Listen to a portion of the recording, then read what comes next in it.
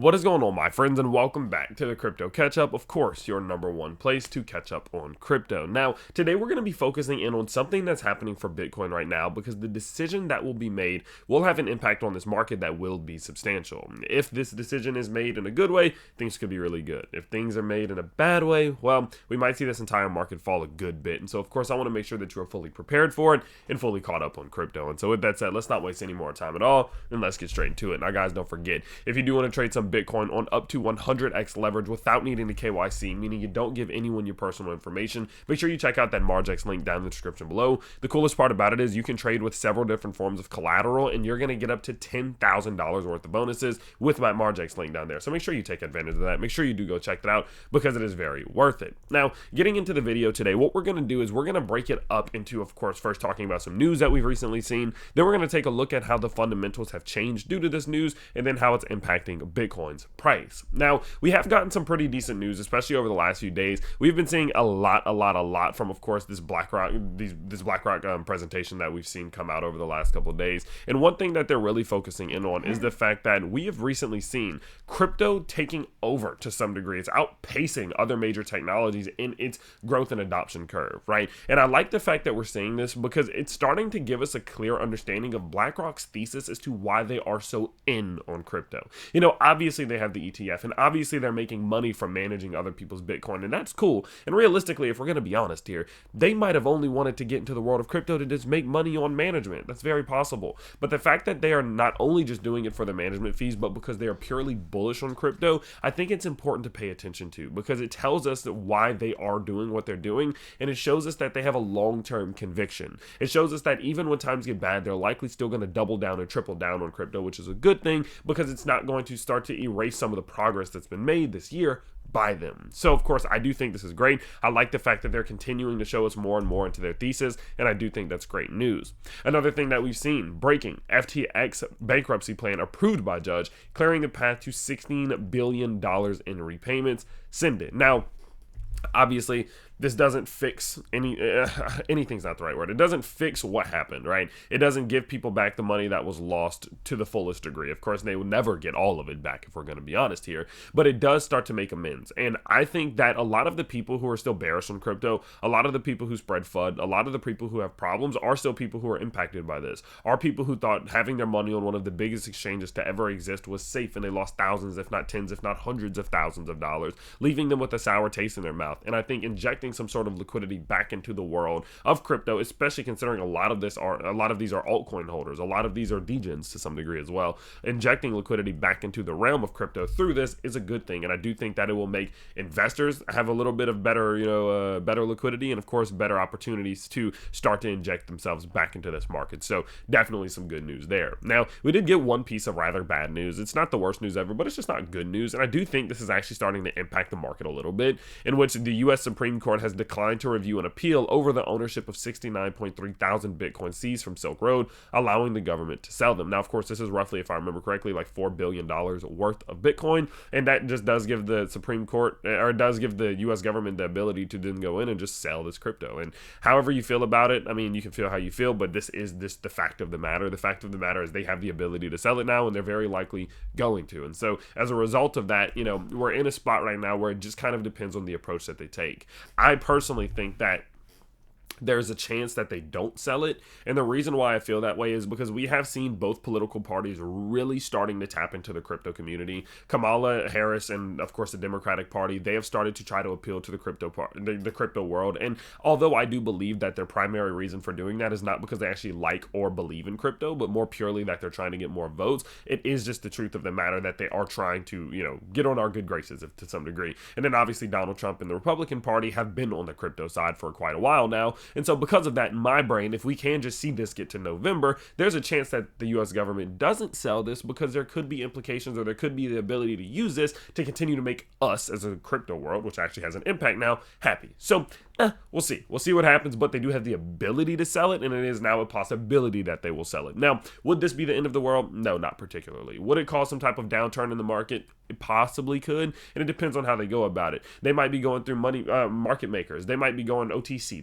They might not just sell it on the open market, and so there are opportunities that this will never impact the open market, and that we'll never even see it happen. Maybe someone like iBit comes around and boom, they scoop it up. You never truly know, and so because of that, I'm not even really remotely allowing this to impact how I feel and my bullish conviction for this market, but I am just aware that this is a card that's on the table that we might just have to deal with at some given point. Okay, now going forward a little bit, of course, how has this news impacted the market? Not a great deal. Realistically, not a great deal. We have seen the crypto market sitting at a 49 to 51 on the crypto fear and greed index, basically the last 3 or 4 days roughly, and I'm totally fine with this. I'm glad that people aren't being super reactionary. I'm glad that people aren't letting themselves get too high in the highs, too low in the lows. They're really just sitting back, waiting and watching and seeing how this does play out, and that's really the best thing that you can do, in my opinion. It's not, there's no need, and if you've been in this market long enough, this is my 3rd cycle now, none of this at the end of the day really should impact you in the short term. Sure, it can build or take away from your long-term thesis, but impacting you in the short term to, determine what decisions you make are,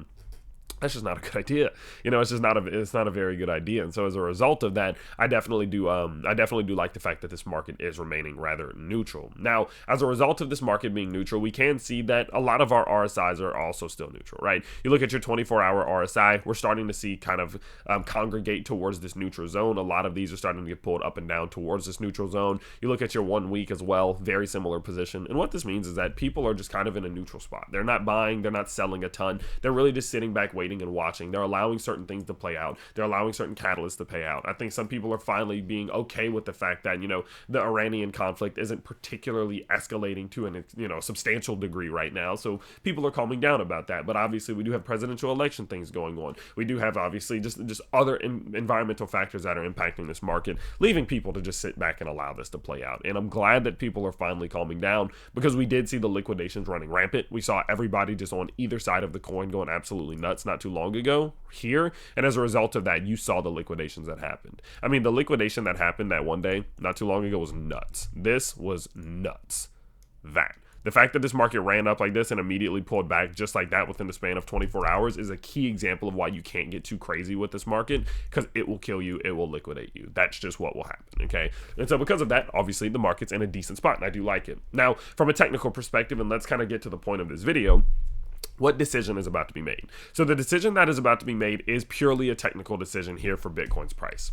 What we can see here is that as Bitcoin's price did make this run to the upside and start retracing back to the downside, we were able to then draw in this 618 to 786 Fibonacci zone. It's honestly quite simple how you do it. All you got to do is you got to go get your Fibonacci pulled up. You're going to go from that swing high down to the swing low in which we put in. So from this swing high down to this swing low. And this is going to tell you where you're the most likely to get rejected as its price starts working its way up. This is the rejection zone. And so what you can see here is that as we got ourselves up here, we then saw Bitcoin's price get rejected to the downside. Now, of course, as Bitcoin's price has now put in a swing low to a swing high, we can then put in our rejection zone to the bottom side to determine where we're the most likely to try to bounce our way back to the upside. And what you can see here, the easiest way to do that is by then going in, taking your Fibonacci again, swing low up to swing high, and then it gives you your rejection zone to the bottom side. So now we have a rejection zone to the top side, and we have a rejection zone to the bottom side. And what you can see is that as Bitcoin's price has been moving, it is interacting with these zones, running into resistance here and trying to find some support here, allowing us to now create a range from a technical perspective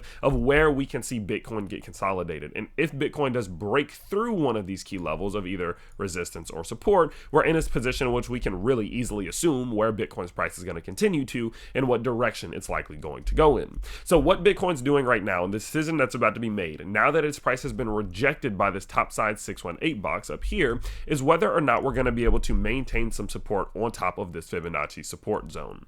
If Bitcoin's price is capable of finding some support here and working its way upwards, we have another chance to continue this trend. Maybe now we have some type of macro cup and handle pattern. Maybe now we just quite simply have the low higher low, which does sometimes open up the door for a run to the upside, or maybe we just consolidate a little bit more. We continue to bounce here. But if we do see Bitcoin's price lose support, which is currently between $60.8 and $61.9 thousand dollars, the pure likelihood here is that we're going to see Bitcoin come back to revisit this micro trend that we've been seeing forming, in which we put in support number 1, support number 2, and we would very likely start to try to work our way back to reestablish support down here, which could be Bitcoin falling as low as $57,000 to $58,000, which from a percentage perspective is Bitcoin falling 7 to 8% to the downside, likely looking at anywhere from 15 to 20% losses from our altcoin market. And so because of that, I think it's incredibly important to pay attention to Bitcoin and Bitcoin specifically right now. This is also a part of the reason why I think many people aren't doing too much, and this market is somewhat neutral from a fundamental perspective,